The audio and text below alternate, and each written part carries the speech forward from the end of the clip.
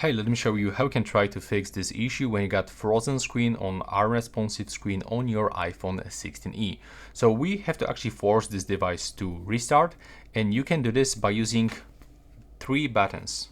So first of all, you will have to click on volume up button, then quickly click on the volume down button, and now quickly click and hold volume power key. If it is not working, like in my case, just repeat volume up, volume down, and click and hold power key. And now as you can see, we have to keep holding all the time. If you try to slide, it's probably not gonna work because your screen is completely frozen. But now when the screen turns off, we can release, and we have to just wait until our device turns on. If it is not working, then you have to just repeat that over and over. Sometimes you can also try to connect the charger into your phone and then repeat.